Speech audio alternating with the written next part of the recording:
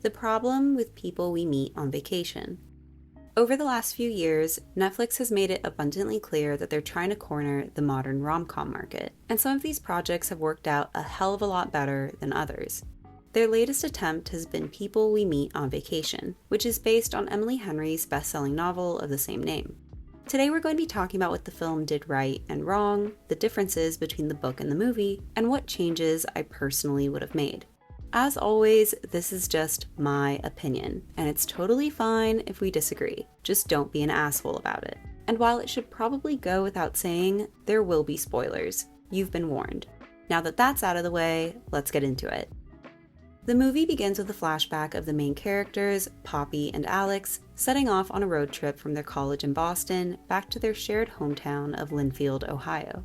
The pair get off on the wrong foot because of their opposing personalities, with Poppy being more loosey-goosey, while Alex is a bit of a stick in the mud. But in spite of all of this, they develop a connection, and their close-knit friendship continues over the years. Poppy makes the decision to drop out of college and move to New York, where she starts writing for a travel magazine. Although she and Alex now live in different cities and lead very different lives, they continue their yearly tradition of meeting every summer to go on vacation together, regardless of whatever romantic relationships either of them happens to be in at the time. One year they travel to Tuscany along with their respective partners. During the trip, Poppy and Alex nearly act on their long-suppressed feelings for one another, but it ends in an argument instead. In retaliation, Alex proposes to his on-again, off-again girlfriend, Sarah, and he and Poppy don't speak for the next 2 years. They reconnect at Alex's brother's wedding in Barcelona, and almost immediately fall back into familiar patterns. After nearly a decade of unresolved tension, the two finally admit their feelings for one another and sleep together, but things quickly fall apart when Alex asks Poppy about their future together, which she has no response for, and the relationship ends before it's even begun. After reevaluating her life, Poppy quits her job and decides that what she really wants is Alex. She travels back to Linfield, literally chases him down the street to declare her love, and the two reconcile. The film ends with them living together in New York and continuing to travel as a couple. I'm sure some people will find issues with the romance itself, calling the whole friends to lovers and opposites attract thing overdone and predictable. But as a lifelong fan of the genre, I have a soft spot for those sorts of familiar tropes. My problem with the movie, and by proxy the novel, is how reminiscent it is of other rom-coms, better ones in my opinion. The most obvious comparison is probably When Harry Met Sally, with People We Meet on Vacation giving the characters similarly contradictory personalities as well as the same college road trip introduction. I can also see elements of One Day and Love Rosie sprinkled in there, particularly with the long-term friendships, miscommunications, and disposable partners. Again, these are staples of the genre, but there are ways to make a story feel unique in spite of this familiar framing. In the case of People We Meet on Vacation, it's Poppy and Alex's trips together that make things interesting, with the different locations leading to different situations. The problem is that the movie over-relies on these exotic destinations, sacrificing character development in favor of crazy scenarios and aesthetic montages. As a result, we're never fully sold on the depth of Poppy and Alex's friendship, let alone their romance. Besides seeming to have very little in common, they spend half the time bickering, and it honestly feels like Poppy doesn't even like who Alex is as a person. She just likes having someone she can boss around. Their friendship dynamic as a whole doesn't really make sense. The most time they spend together is at school, but after Poppy drops out, we get the feeling that they only see each other once a week every year. How on earth would they maintain that closeness, especially with Alex having a girlfriend? Now, in the book, we know that they spend a lot of time talking on the phone and visiting each other outside of the summer, but that isn't made clear in the movie. So this amazing friendship that they can't seem to live without just feels incredibly shallow. This carries over to other relationships in the movie as well, like Alex's family. Poppy is presented as being incredibly close to them, with her chastising Alex for not inviting her to his grandmother's funeral, and his brother personally inviting her to his wedding. But we're never shown how these relationships were built. Sure, the vacations are fun, but maybe we needed to slow down a bit and show them in a domestic setting. Instead of telling us that Poppy hates Linfield, maybe they should have shown us. Imagine if during that initial road trip, they'd stopped for breakfast, and someone at the diner had called Poppy by her old nickname from high school. Alex could have stood up for her, showing that he isn't just passive, while also making her discomfort in regard to her hometown feel more tangible. More scenes in Linfield, like family dinners or even uncomfortable interactions with Sarah and her friends, would have made their lives feel real, instead of them only existing in vacation mode. It's to be expected when adapting a book that some things will get lost in translation, and Poppy and Alex seem to have suffered the most in this regard, with the characters being hollow shells of their original selves. In Poppy's case, we don't really get a sense of how awkward and insecure she really is. There's hints of it, like when she snoops on a stranger's conversation or makes a fool out of herself while waiting for her luggage. But overall, her quirkiness comes across less as a coping mechanism and more like a performance of being so random. But she's still better off than Alex, who's become so generic and boring that it's tough to buy him as a love interest. In the novel, his subdued personality is rooted in trauma. His mother's death when he was a child left him anxious and avoidant, while suddenly being responsible for his siblings forced him into premature adulthood. This lets us know how truly comfortable he feels around Poppy and why he's so afraid of ruining their friendship. Because the film strips away these inner struggles, Poppy and Alex feel underdeveloped not just as individuals, but as a couple. This is incredibly apparent in the lack of yearning, which, as any romance fan knows, is the best part. So instead of being swept up by the will they won't they of it all, I was just annoyed, because there just didn't seem to be a real reason for them to not get together, other than the fact that one of them was dating someone else. Speaking of which, I really wish the film spent more time with Alex's girlfriend, Sarah. We're constantly reminded of her existence, but she only shows up twice, once in Tuscany, and then again when she runs into Poppy at the airport. I know she isn't the main character, but you mean to tell me that in 7 years, she and Poppy never once ran into each other? Not once?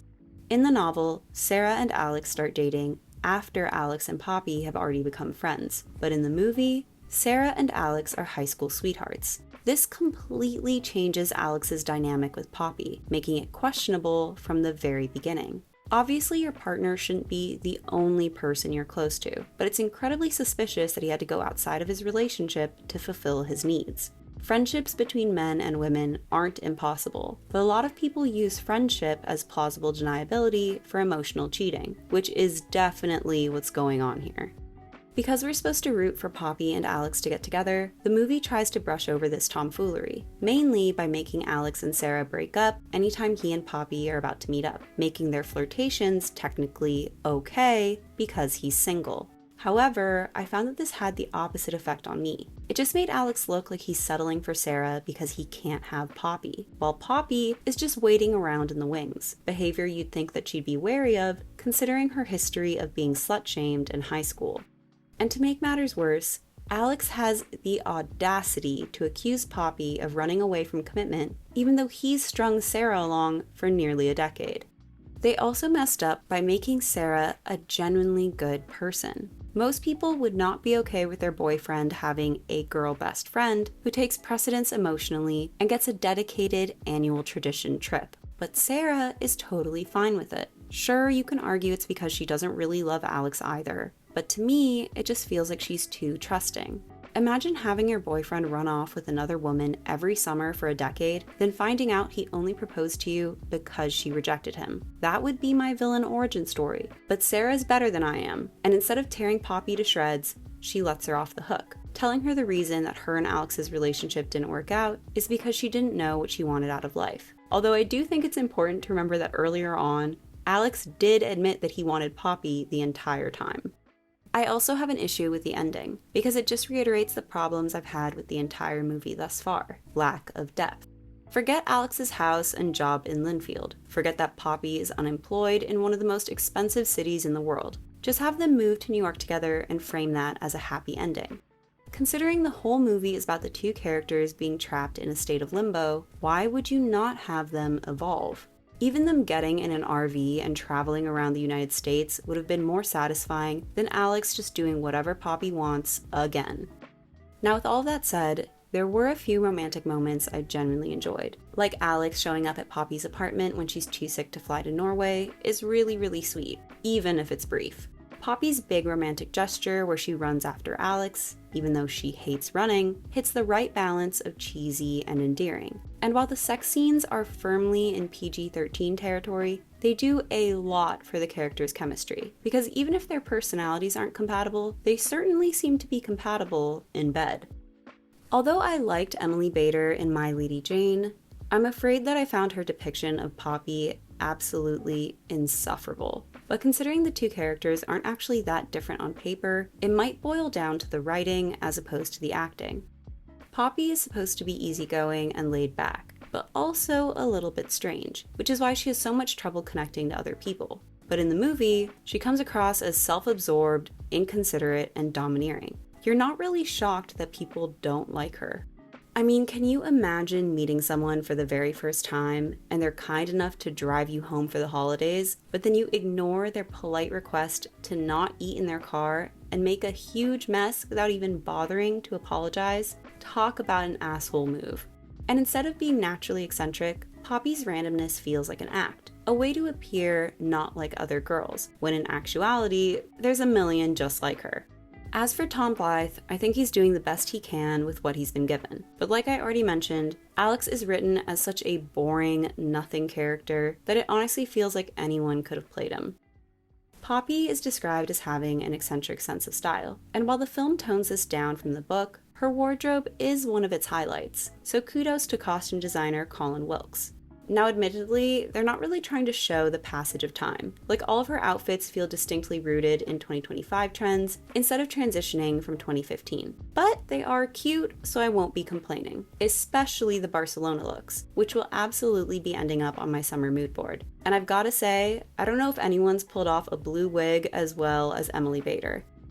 Because of budget constraints, the movie doesn't hop around to as many exotic locations as the book does. But honestly, I don't think that's a huge issue, except in the case of Barcelona, which has replaced Palm Springs as the wedding destination. But my problem is less so the change in locale, and more so the lack of tension. In the book, Poppy plans and funds the trip in an attempt to reconcile with Alex. But in the movie, she has the magazine bankroll it and just bumps into Alex coincidentally at the airport.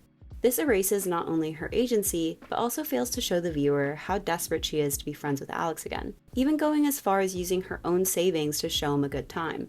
In the book, the two are sharing a cheap motel with broken AC, and as each of Poppy's plans go awry, they become more and more stressed before reaching their breaking point. But in the movie, they have separate accommodation, so Alex constantly being around just feels forced, especially considering how upset he is with her. Not to mention, since the magazine is literally funding the trip, there is no reason for Poppy to tough it out. She could literally just make a call and get a new Airbnb with working air conditioning. Where are the stakes?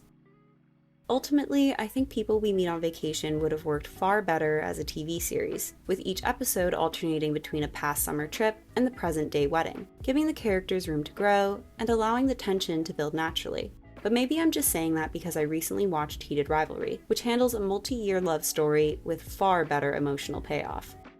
Whenever I release a more critical review, people love to accuse me of being a hater or expecting too much from something that's meant to be a guilty pleasure. But that mindset is a disservice to the entire genre. Films like The Notebook, Bridget Jones's Diary, Legally Blonde, and The First Wives Club all began as books, and they've become mainstays. Sadly, even though People We Meet on Vacation had potential, it simply doesn't rise to that standard. But I still have hope that the other adaptations of Emily Henry's books that are in the works can do better.